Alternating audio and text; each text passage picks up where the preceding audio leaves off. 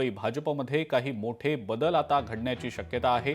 मुंबईमध्ये भाजपच्या कोर कमिटीची आज दुपारी बैठक पार पडणार आहे। दुपारी 2च्या दरम्यान भाजप कोर कमिटीच्या बैठकीचं आयोजन करण्यात आलेलं आहे।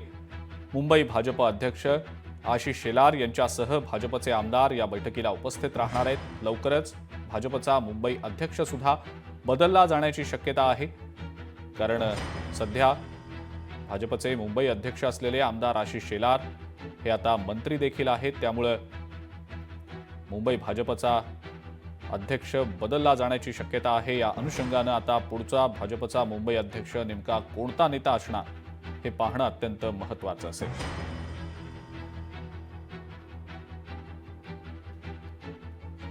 चेतन ननावरे आपले प्रतिनिधी या संदर्भातली अधिक माहिती आपल्याला देत आहेत। चेतन, आता भाजपचा पुढचा मुंबईचा अध्यक्ष नेमका कोण असणार आहे? आजच्या बैठकीत ते ठरू शकेल का?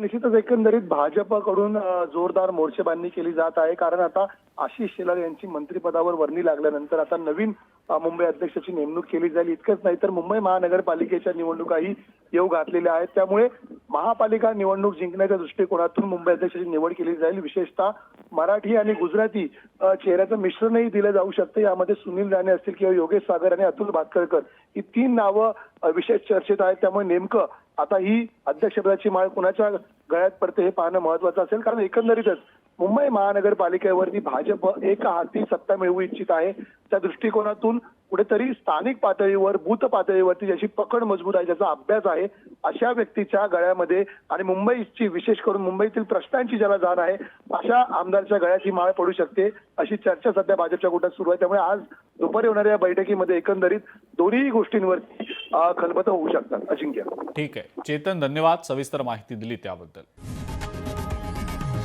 लोकशाही मराठी ऐका, पहा, जागरूक रहा।